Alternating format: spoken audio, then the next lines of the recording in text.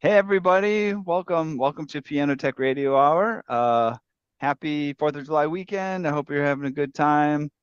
It's a pleasure to have you with us on this at this special time. We're grateful to the stalwarts who show up with us on holiday weekends and through thick and thin. And there are those of you that are always with us, and we appreciate it. It's going to be a good show. If you're there out on socials, Facebook, YouTube, we'll put some links into the chat there so that you can jump into the Zoom call if you want to participate in the chat, get a little bit closer to the action. And we're about to get started here, but we're just kind of letting people get their seats and get comfortable. We'll give an intro to the program if you haven't been here before. We'll give an intro to our guest for today, and then we'll get rolling. But yeah, in the meantime, we're just kind of letting people catch their seats. Our guest for today is Molly Gebrian. Is that how you say it? Is that how you It like to is, pronounce it? yeah. Okay. Very good. I'm impressed. Most people say it wrong, so Okay. nice job. I won't ask how they say it wrong. That'll put some.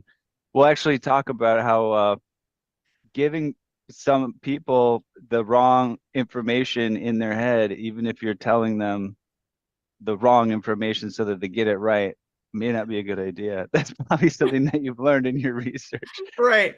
about practicing. Um, but yeah, we'll get started here in just a minute, and I'll give an intro to the program. This is Piano Tech Radio Hour, and what we do here is we gather every Saturday to meet with and learn from the most fascinating and knowledgeable folks in the piano world and beyond. This includes manufacturers, rebuilders, musicians, makers of other instruments, and of course, piano techs. Our mutual goal is to become better at our craft, to help each other, and to create an ever more musical world together. Piano Tech Radio Hour is brought to you by Piano Technicians Masterclasses, an online learning resource that brings you cutting-edge instruction from piano industry masters without leaving your home. You can find out more at pianotechniciansmasterclass.com. You can also subscribe to just this program, Piano Tech Radio Hour, for $16 a month. You get direct access to each week's private Zoom call, as well as all the archival recordings of well over 200 episodes in our member area. You can join using the link bit.ly/join PTRH. That's bit.ly/join PTRH. Always like to remind you we have the audio only versions of this program on the podcast. You can look that up at pianotechradio.com. Great to listen to while you're on the go, in the car, in the workshop, doing dishes, working out, whatever people do while they're listening to those podcasts. We're popular all over the world. We've reached top 100, top 10, even #1 status in the performing arts category on iTunes in various locations all over the world. Very proud to have a global audience. You can also check out the Substack blog, where we give you little sneak previews into our members only content from the Piano Technicians Masterclasses site. Yeah, there we learn about really obscure but very useful things for the high end, like how are pianos designed? What are the histories of the piano or the action? We could learn about different instruments like the pianoforte or the harpsichord. All sorts of information you really can't find anywhere else. You check out that blog, you'll get a little sneak peek and see if you want to dive in a little bit deeper. Always check out our socials, LinkedIn, Instagram, Facebook, and Twitter, um, as well as visiting our website at pianotechniciansmasterclass.com to get on the email list, and you'll always get updates about what's going on in this program. And then, of course, we have monthly master classes in various topics. We started in just the piano tech domain, but we've branched out and we've got master classes on everything from, again,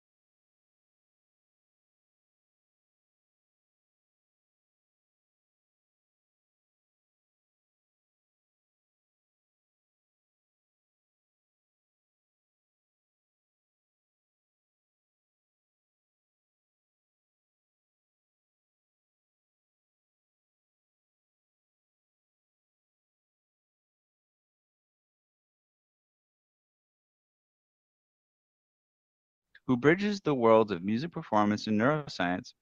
With degrees from Oberlin and New England Conservatory and Rice University, she's known for championing works by underrepresented composers and for her groundbreaking research on how the brain learns and remembers music.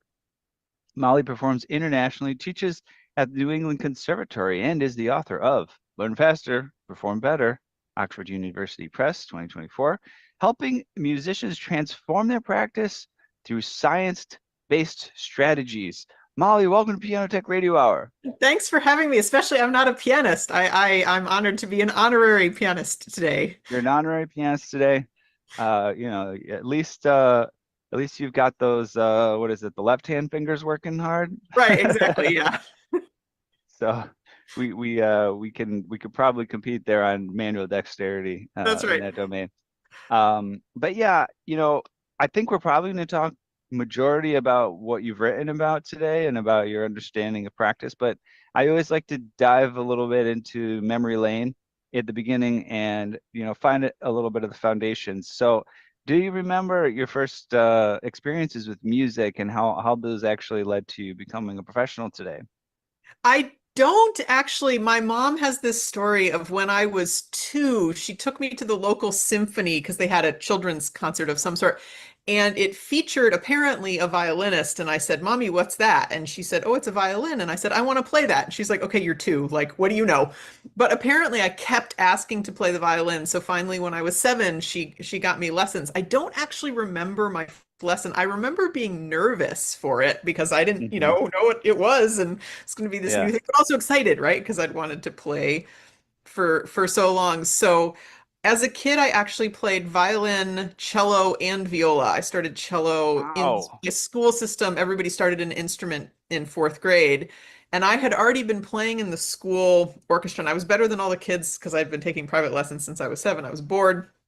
So I was like, well, I'll start the cello. Why not?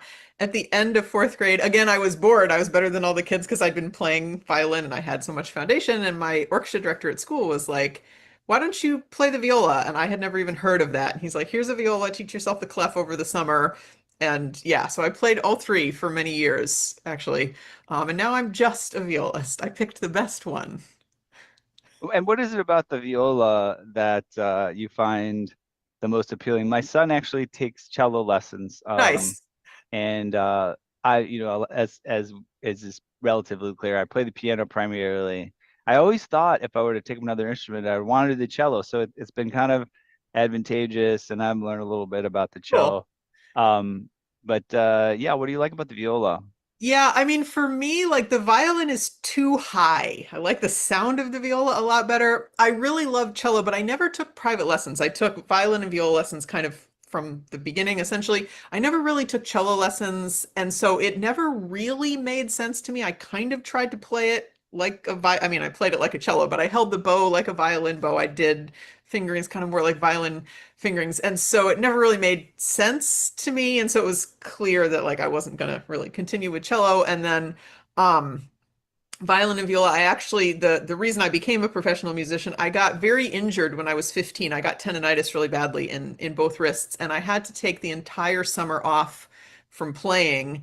And that's when I realized, like, oh my God, I really, really, really miss this. Like when it was taken away from me, that's when I realized how much it meant to me and how much I loved it. And that summer that happened, I also attended a music camp, a music festival for the first time, and that was a really transformative experience for me. And it made me realize that it was possible to have a career as a musician. I hadn't really like connected that before, even though obviously I was surrounded by professional musicians, my teachers growing up. But that kind of connected for me. And then realizing, like, oh my God, I really miss this. I love this. That's when I decided to go into music. But also that summer, the doctor who treated me, who specializes in musicians' injuries, he was like, you have to choose at this point between violin and viola if you want to recover because they're using slightly different muscles in slightly different ways. Mm. Because you're injured, it will be better if you choose. And at that point, I was so glad to have an excuse to give up violin. I didn't really like playing violin anymore. So it was, yeah, it was a very easy and obvious choice for me. Hmm. Okay. That's yeah, I can see what you're saying too. There is a richness, right, that you're gonna Right. get out of a viola that you're just not gonna get out of a violin. Right. for most of the range and for what you're Yeah, doing. exactly. I can And appreciate that. personality wise, like violinists tend to be, this is a stereotype, obviously. Violinists tend to be more like divas. They like to be in the spotlight. Violists, we tend to like, we're community builders. We like to like be in the background more, and that's much more my personality. So that worked too. I'm just thinking also about saxophones. I don't know if you know much about saxophones, but I know you have, of course, you have the soprano sax, which is relatively rarely used. You have the alto, and you have the tenor saxophone. I feel like and just tell me if this is totally not your domain. I feel like the what I like about the tenor saxophone as opposed to the alto is kind of exactly this, a little bit more richness, a Yeah. little bit more thickness in the tone. But I don't know that the viola reaches down as far as the tenor saxophone. Do you know, is it I don't considered a tenor instrument? Is it still It is considered like a considered, yeah, I mean, yeah. So I don't know the range off the top of my head of the tenor saxophone, but I know that in yeah, saxophone quartets, so soprano, alto, tenor, and then bari sax, like the hmm tenor plays like the viola part it does. Okay. equivalent, right? And yeah, I don't know the exact range of it. The viola is considered both an alto and a tenor instrument depending on how it's used. It can play different roles. So yeah, that's a good analogy to tenor sax. Okay. All right. Saxophone Um, players can weigh in and yell at us. yeah, we don't saxophoners are far outside our wheelhouse. I don't know if listen, it's got to be on my agenda now to get a saxophone player on the That's program. right. Don't know that I have had one. They're fascinating. But yeah, that's also I appreciate what you said about the kind of a little bit more low key, a little bit Yeah. more just grounded instrument to play. That makes a lot of sense. Let's talk a little bit about your trajectory as a professional here Hmm. and when you first noticed the creep of these alternate topics coming into your domain of saying, oh, wow, the brain, how does that work? How, practicing not just, oh, I just need to practice, but how do I How practice do I and how does practice? that all work? Yeah. Right. So the question about practicing actually started when I was recovering from the injury, because when I came back, I was allowed to practice for 2 minutes the first day, then 4 minutes, then 6 minutes. I had to come back to playing very, very, very slowly. So I had to learn how to practice much more efficiently than I had before because I had such little time. But the science piece of it came in. I went to Oberlin for undergrad, and I knew that I wanted to double major in viola and something. When I got there, I only applied to double degree programs as an undergrad. But I have so many different interests. I always have. I didn't know what I wanted to double major in. But then my first semester freshman year, I took a freshman only symposium or something on neuroscience. And it was hands down the most fascinating thing I'd ever learned about. I took it kind of on a whim, like it just looked really interesting in the course catalog. And I was like, okay, sure, like I'll take this. And like within 2 weeks, I was like, this is what I want to double major, and this is so interesting. And so I double majored in viola and neuroscience at Oberlin. The neuroscience was truly just for fun. I always say that when I tell this story because I had zero plans to go on with it. I just wanted to learn about brains because I thought they were fascinating. And then after Oberlin, I went to New England Conservatory for my master's. Obviously, I had decided not to do anything with neuroscience, which has kind of been the plan all along. But I got to NEC and I really quickly realized that I really missed the neuroscience. And I was like, well, what do I do now? I'm at a conservatory, like I can't take neuroscience classes. So I'm very fortunate that NEC allowed me to do a number of independent studies looking into aspects of music in the brain, just like again for my own research, and give me course credit for it, which was awesome.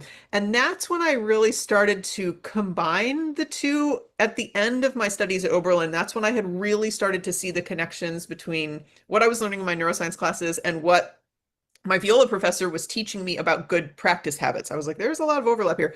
And so the first independent study I did at NEC was to look into the research on learning to see, okay, what have scientists found about how the brain learns? And then how could I apply that as a musician to my practicing?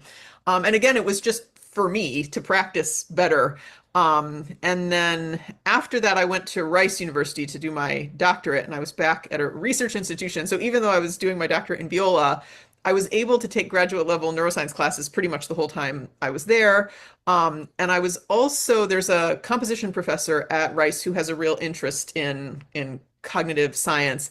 And he and I together, I was what was my title? I was the assistant director for two interdisciplinary symposia on music and the brain. And to get the student body sort of excited about that so that they would be sort of involved when the event took place, the school asked me to teach this lunchtime series they called Pizza and Brains. The school supplied free pizza and soda for the students to come. You feed people, they show up.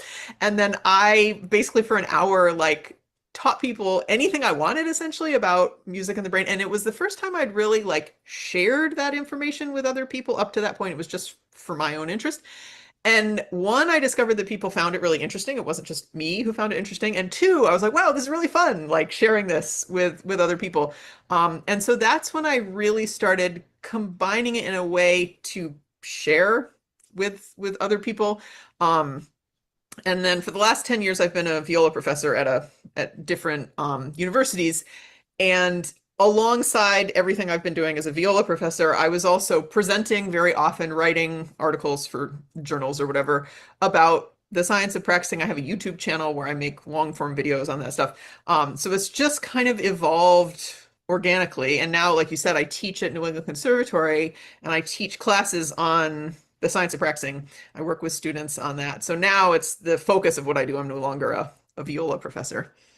Yeah. So, and then also when you're teaching classes, is that it like one a semester? Is it a couple of semester? Like how prevalent is that aspect of what you're doing there? Yeah, so at NEC in the fall, I teach a class on the science of practicing. It's basically my book in class form. And then in the spring, I teach a class on, it's basically music perception and cognition, like how does the brain process music? So those are the classes, but I also teach a number of workshops at NEC for whoever wants me to come talk to them about brains, the prep school, the continuing ed school, studio professors that have me coming into studio class, faculty development, all sorts of things. And then I also have 6 hours set aside each week to work one-on-one with students on any practice questions they have. It's awesome. Any student can sign up and come talk to me, and we talk about practicing for however long they signed up for. It's kind of amazing that NEC is paying me to offer that to their students. I would have loved something like that as a student myself, to be like, I don't know what to do with this. Person who knows about this, please help me. So that's been really amazing and really fun to get to do. Yeah, I mean, it's again, I feel like this is a great combo, you and me, to talk about this. You know, I've studied the brain. I told you a little bit about this. I also studied, you know, the musical brain in a sense because I studied birdsong. Yeah, And cool. uh and the birds, they practice, you know, Yeah, or they however do. you want to call it, right? You Right, know, you hear the little chicks, you know, doing their right. chitter chatters, and it slowly but surely turns into their adult song, and it has little influences of the other adults that are around it and stuff. And so that's one of the animal models, right, for Right. musical practice, language learning, and things like that. So it'll be fun to talk about that some more. In terms of being so at Rice, where's Rice located? It's in Um, Houston, Texas. oh, that's in Houston, Texas. Okay. Yeah. And so how much have you been interfaced with academics in neuroscience? So I guess at Rice, you were taking classes with people who studied neuroscience as their official, you know, focus, right? You were in the same classes with those people, and then also, I guess, interfacing with researchers in the domain as well. Yeah. Right. Yeah. Yeah. So at Rice, I was in class with the PhD neuroscience students. Mhm. I wasn't majoring in that, right? So I had to get special permission and they were like, why do you want to do this? And I was like, just, am I allowed? And they were like, okay, but you're going to fail our classes. One of my neuroscience professors told my parents at one of my recitals, she was like, Molly outperforms every student in the class, which is embarrassing because they are PhD students in this subject and Molly is not. And my parents were like, oh, thank you. But anyway, so yeah, I took classes pretty much every semester I was at Rice, neuroscience classes. I worked in a lab for a long time there. There was one of the professors I took a lot of classes with. Her lab studies music, not music, language perception and Okay, production. sure. Um, and at the time that I was at Rice, I was the only person in the lab, or one of the only people in the lab who spoke English as a native language. And so everybody had an accent except for me. And that particular lab worked with a lot of people who had had strokes or other types of brain damage, looking at how did they recover from that. And they would come into the lab and do various tests and whatever. And it was really hard for them if somebody had an accent. So I Mm. got to work with a lot of the individuals that came into the lab. It was so cool. It was so fun. It was great to get to know them. It was great to get to see these things that I had read about like in textbooks, like in real life. So and then I also did a lot of just like a lot of people in the lab were doing language perception work where people would come in and like listen to something on a computer and it needed to be recorded by a voice that was neutral. So I did a lot of recording of like random words and random, creating stimuli. So, which was also interesting and kind of fun. So, Yeah, that sounds great. Great, great little tasks or big right, tasks or whatever that you can do as the musician in the room. right, right, Yeah, exactly. And there were a number of people in the lab who did have sort of a side interest in music perception or language and music. sure. I don't think there was any, I'm trying to remember if there was any research going on in the lab specifically looking at the two when I was there. I don't think there was, but I had a lot of interesting conversations, obviously, with people on those things. Yeah. All right, let's get into the facts of the matter here, kind of what you've learned. Um, I feel like just just as another comment here, my young son is taking these cello lessons, as I said, and I took piano lessons when I was a kid. When I took piano lessons, my mom didn't, the parents could just go practice. And Yeah, even my teacher, did you practice? right. Yeah, and this whole idea, I think it's a lot better these days, from what I see, but kids don't naturally know how to practice, No, but there's nobody almost this does. assumption that if you just tell them to practice, they'll get better at Right, something.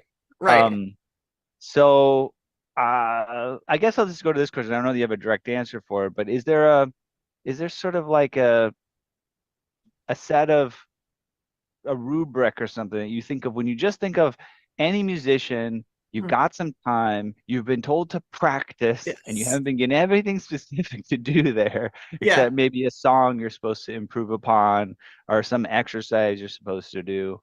How to approach that right. so that you're doing what you should be doing as a practicing musician. Yeah. Right, exactly. You are absolutely right that very few people are actually taught to practice. They're just Yep. told, go practice. And what am I supposed to do? Like, what does that mean?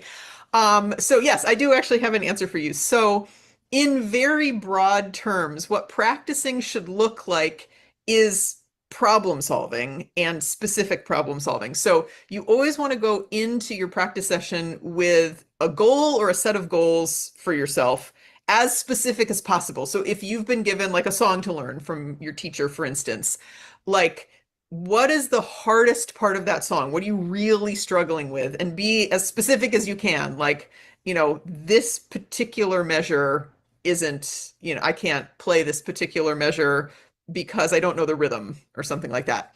Um, and then what is your goal for the practice session? Like maybe you're going to try to play that rhythm in isolation correctly 5 times in a row or something like that. Or maybe you can do it in isolation, but you can't do it in context. So your goal is going to be do it in context. But anyways, have a goal, have, how you're going to work on it, and then go into the practice session. And it's important to sort of monitor how you're doing. Often people are kind of playing mindlessly when they're practicing and they're not really self-assessing either in terms of like, how does it sound, good or bad, but also trying to self-assess like, okay, if you did a good job, how did you do that? You need to know that so you can recreate it. Or if things are going wrong, why are they going wrong? Very often musicians are just like, well, that sounds terrible. It's like, okay, that's nice, but why? Because you can't solve it if you don't know the why, right? And then figuring out, the why of why is it good, why is it bad, and then sort of solidifying it in broader terms, something that gets left out of the conversation a lot is the importance of taking breaks and what's known as interleaving. So we tend to think, like culturally in general, that we should do things for a big block of time and just like sit down and focus on this thing for a big block of time. but the research is exceptionally clear that we'll make a lot more progress a lot faster and retain what we're trying to learn if we practice in shorter segments with breaks between them, either breaks within the day or breaks across many days. So for instance, if you're going to study for an exam, you're much better off practicing or studying, sorry, studying for an hour over 3 days than 3 hours all at once. Or even better, half an hour over 6 days rather than an hour over 3 days, something like that. Yes. Within a practice session, we also think that we should just like, okay, focus on this one thing, get that one thing. Once you've got that, move on to the next, focus on Sure. that. But the research is exceptionally clear that you'll make a lot more progress and you'll retain it better if you are constantly switching between things. That's what interleaving is, that you're interleaving your various things. So if you have 3 things to work on, let's just say to make it easy, rather than doing 1, 2, 3, done, you want to constantly cycle between them and come back to them. Because when you come back, your brain gets kind of a refresh on what was that thing again? Oh, yeah, right. And Mhm. that reminder helps it stick better in your brain. So in terms of using your time, that often gets left out of the conversation entirely. Okay.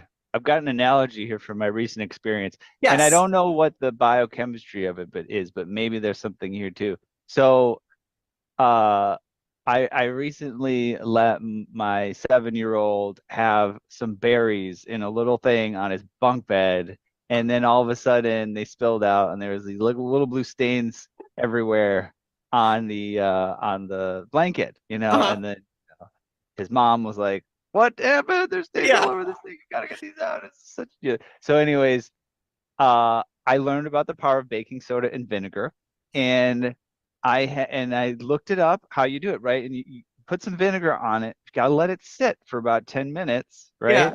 And then you gotta come back and you gotta put some baking soda on it, and you gotta let that sit for a little bit. But Yeah. you can't just put vinegar on and then put baking soda on and put vinegar on. It's gonna get out. You gotta let it sit, right? Yeah. Right. And so I had all these little blueberry stains.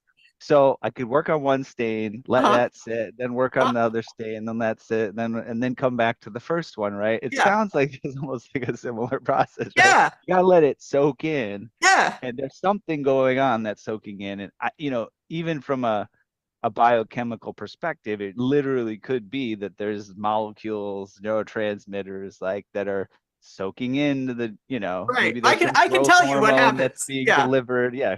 Yeah. Okay. Tell us. Yeah.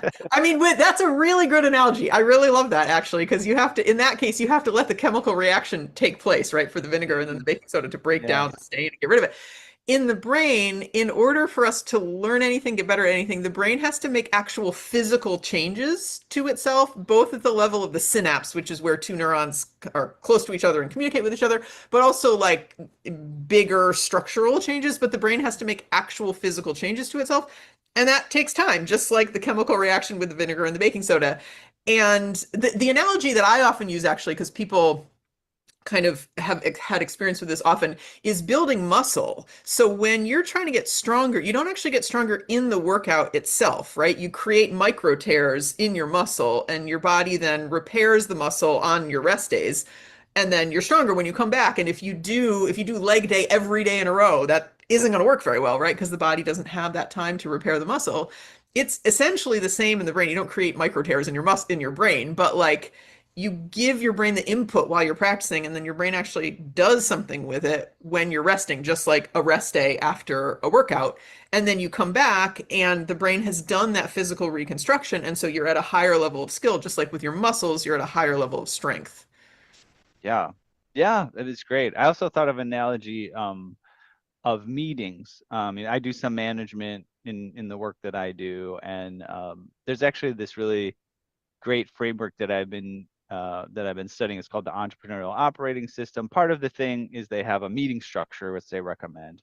Mhm. And I've studied other meeting structures. You've got your sprints that people do for what is it called, Kanban, and all these different things. But the key thing that's going on is, people don't like meetings because sometimes people don't know how to run meetings. You get in Yeah. a meeting and like, hey, what are you doing? How's it going? Yeah, and it's all this like kind of blah blah blah. Nobody knows what's going on. But from what my research is, the most efficient meetings is, hey, let's just figure out what were you supposed to do? Mhm. How's it going? Mhm. Is there a problem? Is there a Mhm. roadblock? Let's fix it. Mhm. and then what are you going to do next, right? Yeah. And it sounds very similar to Yeah. your approach to practice. It's got to be about what are the roadblocks, Right. and let's fix the roadblocks, and really Right. nothing else. There's no doodling around or whatever. Right. It's that's what the whole deal is, right? Right. Yep, exactly. That's a great analogy. And I think everybody has experienced meetings that are like, what is happening? This is the biggest waste of time ever. Nothing is happening. And I think that's how a lot of people practice. They practice like those useless meetings where they just go around in circles and nothing gets done. Yeah. All right. I've got a few notes here on kind of the content here of your book. So let's talk a little bit about um, efficient use of time. Mhm. Okay, maybe you covered it, right, in what you said, but how how do you find people can optimize the actual time that they use for practice? Yeah, so a couple things. One, I'll start big picture in terms of like scheduling your time. Hmm. Um, so you never want to practice for more than like 25 to 30 minutes without at least a 5 minute break. People have often heard of the Pomodoro technique, which is Yeah. the same thing, right? And that's what scientists have found about like what's optimal for the brain after 25 to 30 minutes, take a 5 minute break. But also doctors who work with musicians who get injured, they have found that that is really optimal for protecting the body too. So it's great. So every 25 to 30 minutes, take a 5 minute break. And then after an hour to an hour and a half at the most, with 5 minute breaks, obviously every half hour, then you want to take a much longer break, like an hour and a half to a 2 hour break, because your brain needs like a full break. So often people will try to practice in these big 2, 3 hour blocks of time. And you're just burning your brain out if you do that. So you want to practice. It's fine to practice shorter than what I just said, but you definitely don't want to practice for longer than that without longer breaks. And that will make the time much more efficient just in and of itself because your brain will be able to focus better because you're giving it the breaks that it needs. And like we were just saying, when you take like that longer break, your brain's going to be doing stuff. Hmm. Um, you don't want to practice for more than 4 to 5 hours total in a day. Many people think, oh, you should practice for 6, 8, 10 hours. Like, no, again, you're burning your brain out. That's not a good use of time. In the practice session itself, a lot of this I did already just say, just, like have goals for yourself, have specific goals, be monitoring yourself. Two things I didn't mention that really help make the practice session more efficient is recording yourself often. People are often very hesitant to do that because they think they sound terrible. But the way that people often record themselves is not the most helpful. People tend to, do their practice session, and then at the end of the practice, they'll play through an entire movement or something like that, or entire piece and record that, and then listen back and they're overwhelmed by everything they hear that sounds terrible. A much better way to use recording in the process of learning is, pick out your specific thing that needs work, like we were saying, be really specific. And either once you think it sounds good, record that little bit. It's probably going to be like 10 seconds of music or something like that, right? Record that and see how that little bit sounds. Does it actually sound good? And maybe you'll hear, oh yeah, that sounds great. Okay. And now you move on. Or maybe you'll hear, oh, there's some things I didn't notice. And then you can fix those rather than having to wait until your teacher tells you those things. The other way to use recording is if something isn't working and you can't figure out why it sounds bad, record yourself. And often it's much more obvious when you hear it or if you video record, if you see yourself play it, that you can't really tell when you're playing yourself, but then you hear the recording and you're like, oh, I'm like really out of tune there, or I'm really rushing. That's why it sounds terrible. And so it can help the diagnostic process. So recording yourself is a way to make practicing much more efficient. And then along the lines of breaks, is to take what are known as micro breaks, like 10, 15-second little breaks where you do literally nothing. Like I get a drink of water, I look out the window, I just kind of space out. There's a very cool study that I talk about a lot from 2021 where they had people learn essentially a button press sequence on a computer keyboard, and they would practice it for 10 seconds, and then they'd take a 10-second micro break. Then they'd practice it for 10 seconds, 10-second micro break. And what they found when they analyzed the data is that the vast majority of the improvement was due to the breaks, not the actual practicing itself. They had people hooked up to a brain scanner the whole time, and they found that in the breaks, the brain was replaying what they were practicing 20 times faster. So the brain was doing this super fast forward replay, and that's what was making the progress. Hmm. So that study only came out in 2021. So I have only been taking micro breaks since 2021, but it makes a huge difference in how quickly I can learn things, how well I retain them. So I would say I practice in 30-minute segments, like I said, and I would say if I added up all my micro breaks over the course of those 30 minutes, they'd probably end up adding up to like 10 minutes of time. Like I take a lot of them. And it makes a huge difference. At first it was like, why am I wasting so much of my time not playing? But I learn so much faster now because of those micro breaks and the bigger breaks too. But Yeah. Yeah, I've run into so much um evidence mhm. that doing things that people typically would go, uh-oh, what is this guy doing? You're wasting your Yeah, time, can be so productive. right. And it's hopefully as time progresses, these things leak into the common psychology and they become more prevalent. But it's actually, difficult to implement certain things Yeah, because of there's a culture, a right, residual culture around, oh my gosh, here's somebody, they're just sitting there. Okay. right. They're not practicing, they're not a serious musician or whatever, even all sorts of different domains. I actually did some personal training with uh, he was a Canadian all-star football player, right? Nice. This guy was beefed up, man. He looked jacked, and he was like, he's retired, and he was in his 50s or something, and he still Yeah. looked jacked. And I did some trading with him. So we did some training, and when I got started, I thought this guy was going to be like, "Hey, and then you get down there and you do the push-ups, keep doing it, and push yourself and harder, and all this stuff." And he sat down. And he said, "Okay, let's come up with a routine that you could do in 15 minutes a day." And I was like, "What?" And he's like, "Yep, and it's just going to be 6 exercises, and And that's don't it. push yourself. Just take it easy. It's got to be something that you can maintain." And we looked at the diet. He's like, "We're just going to do a little journal of your diet for a few days. We'll just find 2 or 3 foods you're going to stop eating, and it's going to be fine, right?" And you go and you look at these people and they're so intimidating, right? A Yeah, musician who's virtuosic and they're doing these right. amazing things, and you're like, this is totally unattainable. Or this person that's doing these physical feats, and you Right. can't imagine that in order to do those things, that there's a certain amount of time they're just looking at their watch. Right. you know Right. it's like waiting. Right. Yeah. Yeah, it's So anyways, there's a lot to scary. reinforce these concepts, yes. Yeah, But totally. you have to find ways to I think there's sometimes a battle at, Yeah. at play. I don't know if you've encountered that at all. Have you encountered that? Like Yeah, I mean, maybe with your it's colleagues, that, some of these really serious musicians who are just kind of slave drivers. I don't know. You right. No, encountered any of this? definitely. Definitely. Yeah, I mean, it's a very counterintuitive thing that you make more progress by sitting around like that. Hmm. That doesn't Yeah. really make sense. And it's interesting what the reaction has been to this when I talk about it. Some people immediately are like, "Oh my gosh, that makes so much sense," because of some other experience they've had that they've seen, like, "Oh, now I understand why that happened," and they immediately adopt this. Other people are like, I don't know, but okay, I'll give it a try. They're kind of reluctant, but they're open to it. And then other people are like, absolutely not. You have no idea what you're talking about. This is, and I'm like, that's fine. Like, I know that I know what I'm talking about. The research, especially on breaks, it goes back to the 1880s. It's not like it's new information. It's very old information and it's very well established.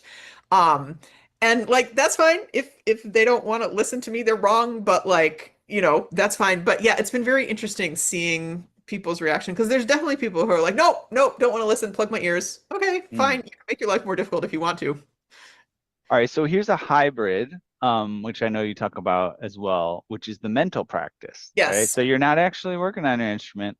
Right. This is also kind of fun. I have a real world example. I've got my 7-year-old. I'm sure this is because his brain is changing so much. He had Yeah. learned things in his lessons Mhm. that he could do, and now all of a sudden he can't do them. Mhm. And his teacher's like, "What's going What's on? You going can't on? do these. You used to be able to do these." And he hasn't been consistently as practicing, but we were on our way, or we were just driving around or something. I said, "Buddy, practice. Let's practice just the thing with your fingers, Yeah. on your knee or whatever." Yeah. And he was like, "Papa, what are we doing? Like, this is such a bad idea." First of all, one interesting thing, the first time he did it, he was doing the fingerings with his right hand, Hmm. even though typically he'd be doing with his left hand. Left I found hand. that fascinating. He's kind Yeah. of ambidextrous, and somehow that just transferred, and he still practiced it. Um, and I had him do it, and we did one or two songs that way. I couldn't get him to do it for that long because he was just so skeptical. But sure enough, that song in the actual lesson, he didn't make the mistakes, right? I Because believe he's it. just moving his little fingers and thinking it through. Yep. So I'm sure you've got a little bit more to share about this, just since you've been doing some recent research on mental Yeah. practice. Yeah. I love that. I love that story. Mental practice is so powerful. But like your son, like it seems dumb. Like, why should I do this? Like, I'm not on the instrument. Like, this isn't going to do anything. But yeah, the research on mental practice, it shows a couple things. One, there's a study I always talk about where they took people who had never played any instrument ever and they had to learn how to play a 5 note scale up and down on the piano.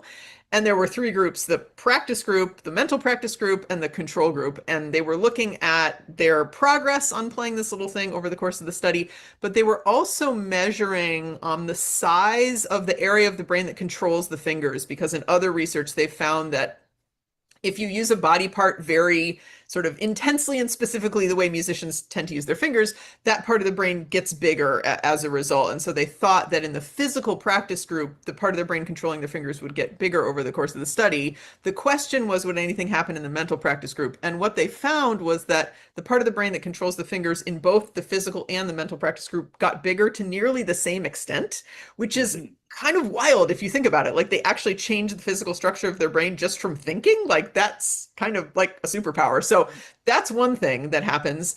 Another thing that they found in the mental practice research is that when people only do physical practice or only do mental practice, it's not nearly as good as doing the two of them together.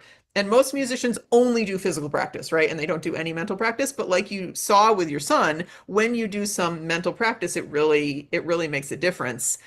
Part of the reason it makes a difference, in addition to like physically changing the brain, is in order to mental practice, you have to really understand what you're trying to do. Like with your son, right? Like he didn't get the feedback from the cello to tell him if he was doing it right. And so he really had to know what the Yeah. fingering was, right? And really had to think about, okay, how do I play this?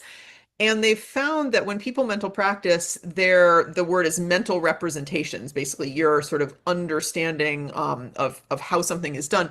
People's mental representations get a lot more detailed and functional and richer sort of all the way around because it's harder, because you're not getting the feedback, in this case, from the instrument. And then when you do put it on the instrument, it's just a lot easier because then you're getting that feedback, but you do have that understanding in your mind. And often when we mental practice, it has to be a lot richer from different angles. Like when I mental practice, I need to make sure, okay, can I hear what it's supposed to sound like the pitches, the quality of sound, dynamics, like all the sound-based things. But I also want to make sure I can feel what it's supposed to feel like what are my fingers doing, what's my bow doing, like all the intricacies involved in both of those things. And it's really easy to kind of not pay attention to some of that stuff or kind of take it for granted when you're playing, because especially the sound, like the instrument produces it. Yeah. And so you don't really have to have a clear sense in your mind, but if you do have a clear sense, it makes it a lot better. Yeah, this is reminding me a lot of the advantages of teaching something, Yeah, right. right? Because, Right. all of a sudden, you know how to do something, you feel real confident about it, and whether it's like, oh, I took the exam and I got 100% or whatever. You're Yeah. like, I'm great. I must know this 100%. Then you go to try to teach it and you're like, somebody Wait. asks you a question and you're like, wait, I don't know. And it's building, there's a deeper model, and it's almost Right. just like you said, it's like when you're taking the test is there to give you Yeah. the questions in the first place and give Right. you the optional answers of all the multiple choice or whatever, Right. versus you've got to build your own Yeah. model now in your brain, and your Yeah. brain has to have all of the little support structures to the main thing that goes Right. on, right? Right. Yeah.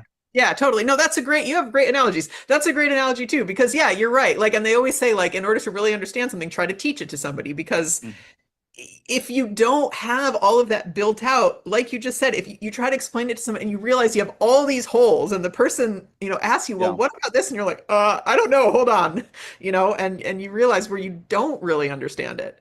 Yeah, it's like you're creating a little virtual reality simulator in your brain Yeah, when you do this, right? yeah, That just totally. wasn't there. Yeah. That's really cool. I never thought about it that way. Um, how about sort of the concepts of flexibility and repetition, right? So Yeah. I could do things in nuanced and different ways, but maybe that's just kind of distracting me and I'm becoming unfocused versus, paint the fence for Mr. Miyagi exactly the same way each time and I'm become the master, you know? Right. Yeah, no, that's a great question. And I think the answer is nuanced. I think a lot of musicians think and practice in such a way, and I'm definitely guilty of this myself, that like you're trying to create like the one perfect version so you can recreate that in a performance. And so you try to do like exact repetitions of something. However, what the research has found is if you can only do it in one very specific way, that makes the skill very like brittle and not very flexible, not very what's the word I'm looking for? It just breaks down under Robust, pressure. Yeah, it's not very durable, robust. yeah. That's a good word. Yeah. Whereas if you can do something in a whole bunch of different ways, you have a broader, more flexible version of the skill, and then it's much less likely to break down. So a famous study that I talk about a lot is was done with kids throwing beanbags, and they had one group of kids throw beanbags to a target that was 3 feet away. And then the other group of kids threw beanbags to two targets, one that was 2 feet away, one that was 4 feet away. And then they tested the kids on throwing these beanbags, and the test was on a target 3 feet away. You'd think the kids that practiced throwing the beanbag to the 3 foot target would do better, but actually the kids that threw the beanbag to the 2 foot and the 4 foot target did better because they created a more flexible version of the skill. They had to know, okay, to throw it 2 feet, I do this, to throw it 4 feet, I do this. And so then they could Mm-hmm. calibrate 3 feet better in a high pressure situation, a test. And so, but the other Mm-hmm. part of this story with this research, it's called variable practice when you practice in a variable way, is when Yeah. someone's skill level is relatively low. If there's too much variability, it totally messes them up because their skill level is low. There's already a lot of variability inherent in it because they kind of suck at it. And if you put in more variability, it's just too much at Yeah. once, and the brain can't make sense of it. But once somebody is at a higher skill level, if it's too uniform, then it's essentially boring and too easy. And the brain's like, whatever, like this isn't important.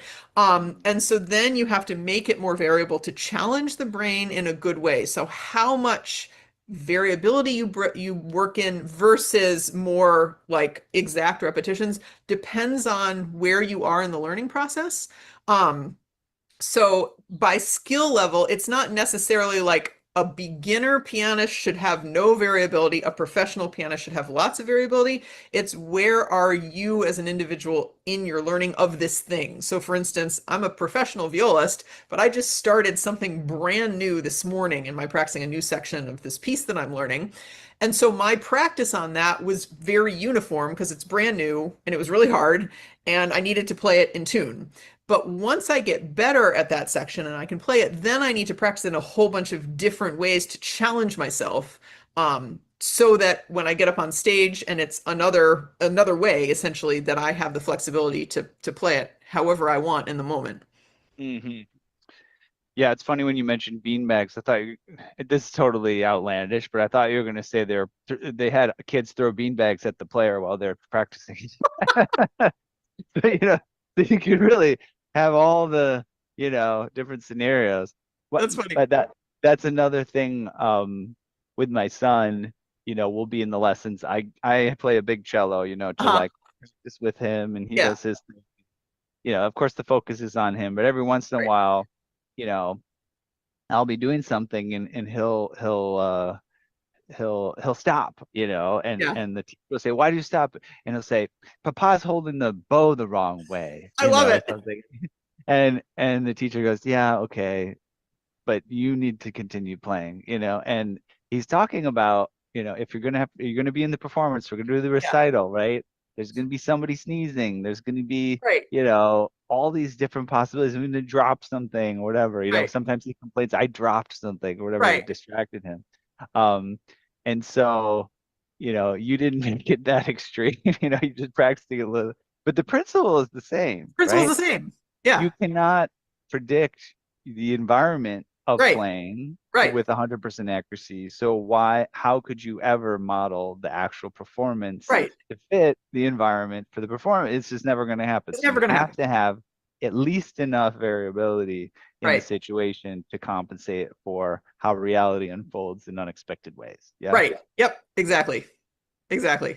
That's great. That's very refreshing. I mean, that just for me as a person, I'm a very um as you can see, maybe my propensity towards analogies, even I'm someone who operates on principles, right? Yeah. I'd Same. rather have a Same. principle about how to Mhm. do something Yep. than learn exactly how to do it. Then I Right. just show up and I apply the principles, and I didn't know how it was going to go, but it went okay. It does Right. backfire. If just have something that you really need to just bang out very Yeah. efficiently, Right. if you're just searching for principles and you don't have some rote method of doing it. Right. Um, let's see here. I would love to touch upon, let me see here, the memorization topic. Sure. Any tips there? And also just kind of getting to a level of confidence, like how I Yeah. know I'm ready, that Right. I can trust myself with something versus that, oh, I just didn't do that one more practice and it's gonna fall apart. Right. Yeah. Great question. So I'll try to answer it in a succinct way. So when we perform from memory, we're relying on our long-term memory, right? Hopefully that we didn't just like learn it yesterday and we're performing it from memory today. And when your brain makes long-term memories, there's three steps to the process: encoding, consolidation, and retrieval. And Mm, it's important to work on all three of them equally, because if any one part of the process isn't done well, essentially, then it seems like you don't remember it. So the first stage, encoding, is basically how the information gets into your brain, like in the first place. And brains really do not like information that feels like it's random or it exists in a vacuum. Um, mm, and so you want to make sure that everything has deeper meaning or it's connected to something you already know, because then you'll hold on to it better. And so if it's just a bunch of random notes and rhythms on the page, it's going to be really hard for you to remember that. But if you can notice, like, oh, this part is just a whole bunch of C major arpeggios, just like in different ways, that makes it a lot easier to hold on to because it's part of a framework. Or if you know, oh, the structure of this song is ABA and like the two A sections are, the same except for the ending, like that makes it a lot easier to hold on to. If you know what you're trying to express, like emotionally, like, oh, this is the sad part, this is the happy part, just to put it very broadly, like that's going to help you memorize it. So making sure that you understand the music on a really rich, deep, multifaceted level is really, really helpful, not just like playing what's on the page. Second step, consolidation. Basically, the answer to this is to get enough sleep, because most of the consolidation means the information moving from short-term memory, which is where it goes initially, to long-term memory. That happens mostly while you're sleeping. So get enough sleep. That's easier said than done. this is another place where it's like, you know, it's like there is so much pressure to Yeah, just not get sleep for right, some reason. right. It's People are so ridiculous. impressed if It's you so just said, dumb. "Oh, yeah, I only got 4 hours of sleep last night, so I deserve a Terrible. raise and you don't." No. I don't know about that. No, no. If you're only getting 4 hours of sleep, you're not taking care of yourself and your brain's not working at, at full capacity. So I think you shouldn't Yeah. get a raise. But anyway, so that's the second step, consolidation, get enough sleep. The third step, retrieval, is essentially getting it back out again when you need it. And people tend to not test their retrieval enough and in enough different ways, going back to what we were just talking about with the variable practice. So when we're performing from memory, we're relying essentially on three different kinds of memory: our muscle memory, like what does it feel like to play; our aural memory, what does it sound like, what's the piece supposed to sound like; and then what's known as declarative memory, like what are the actual like notes and rhythms and things that are written down on the page. And most people have one of these that's their strong suit. For me, it's muscle memory. And most people rely on whichever one is strong for them, and they don't realize that either they need to shore up the other ones or even that they can shore up the other ones. So it's important to test them all separately. So for instance, to test your muscle memory for pianists, well, for anybody, play without sound. So for pianists, like don't press the keys down, or if you have an electric keyboard, like don't turn it on. And see if you can play from memory without getting the auditory feedback from the instrument, that you know what it by feel, how it feels to play. To test your auditory memory, can you sing it from memory without kind of like miming along on the instrument, right? And can you do that from memory? And then to test declarative memory, like, can you write it out from memory? Get out some staff paper and try to write it out from memory. That's often Mm. really hard for people to do. But if you test your memory in these various ways, then they all reinforce each other, and it works a lot better. And then also, like you were saying with your son, like dropping things and whatever, like try to make it harder for yourself to perform it from memory. Something that I love to do to test my memory is to put on headphones and either play different music in my headphones or the same music as I'm playing from memory, just starting it so it's not with me. And so it's offset. That's really distracting to try to play from memory with other music playing. But if you can do that, you know that you have it memorized. Or have someone in the room trying to distract you, dropping things, making noise, pulling at your clothes, like, whatever.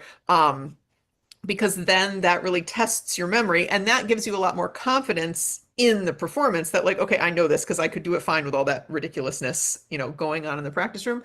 And then also the interleaved practice thing that we were talking Mhm. about, that especially the parts that you're worried you might forget, like play them randomly out of the blue when you're not even thinking of that piece. Can you just start, in that spot that you're worried about when you've been in the middle of cooking dinner or practicing something completely different? And so sort of spot check yourself in that way. Can you just do it on the spot? And that helps your memory, but also gives you more confidence that you do actually know it. Great stuff. Well, the hour has zoomed by. We're almost done here. And I want to do maybe like just a quick uh, uh, pulling everything together. For I Sure. have an idea for that, and then also just kind of sharing tip things that you final words, wisdom, links, and promotions and stuff like that. The way I like to cinch it all together is the book is Learn Faster, Perform Better. I don't know if there's a subtitle, but it There is a doesn't say subtitle. learn music faster, perform music better. It says learn faster, perform better. So I'm curious if you found, I know it's directed towards musicians, but if you found there's sort of some generalizable, themes here where, the average person can take this away if they're just learning how to play football or, whatever. Yeah, Yeah. no, yeah, there is a subtitle. The subtitle is A Musician's Guide to the Neuroscience of Practicing. But Okay. everything I talk about in my book applies generally to learning everything, period. And a Sure. lot Yeah. of the research I cite was not done on musicians. It was done on all sorts of athletes, surgeons, everyday people, whatever. And so, yeah, I mean, everything we've talked about today in terms of like setting specific goals and monitoring how you're doing and taking breaks and interleaving your practice and having variability in there and sort of testing yourself in different ways. All of that applies to learning literally anything. It's Mm. just the specifics of, okay, what does this look like for learning how to play football versus learning how to speak Japanese versus learning how to play the piano, right? The specifics will be different, but like we were talking about with principles, the principles of it are the same regardless. Great. And any place you want to send people? I mean, so they're going to go buy the book. We've mentioned the title. It's on Amazon, Yep. audiobook, physical copy. Any other little things to promote to check out? Sure. Yeah, so people can go to my website. It's just mollygebrian.com. I'm the only Molly Gebrian in the world, so I'm very easy to find, which is nice. On my website, I have a ton of videos on the science of practicing. They're also on my YouTube channel, which is again just my name. My website also has lots of like free PDFs that you can download. You don't even have to give me your sign up for my mailing list or give me your email. Just take them. Podcasts where I've been a guest in the past, you can go listen to those. I do have a newsletter. It comes out on the 1st, the 11th, and the 21st of each month. And it's one idea about practicing, one question to ask yourself about practicing, and one practice tip. It's really short and sweet. I don't like long newsletters. I don't have time to read those. I think it probably takes people 30 seconds to read, but people have said it's really helpful. So if that's of interest, people can sign up for that. But I'm very easy to find. I have lots of free resources around the internet. So All right. Well, I'll walk us out. Thank you so much. thank We you. have reached the end of another musical journey here at Piano Tech Radio Hour. Thanks again to Molly Gebrian for joining us today, as well as folks that are joining us live on Saturday. As always, we're brought to you by Piano Technicians Masterclasses, cutting edge instruction from piano industry masters without leaving your home. For those of you that joined us today, by signing up for this session individually, you make your life more convenient. You subscribe to Piano Tech Radio at just $16 a month. You get the recording of today's session in a member area, as well as automatic registration for each week's new session. Sign up at bit.ly/join PTRH, bit.ly/join PTRH. Don't forget about the podcast, the blog on Substack. Get on the email newsletter on our website, and the social media is LinkedIn, Instagram, Facebook, and Twitter. So thank you very much. Thanks, Molly. Thanks, everyone. We'll see you all again next week. Bye-bye.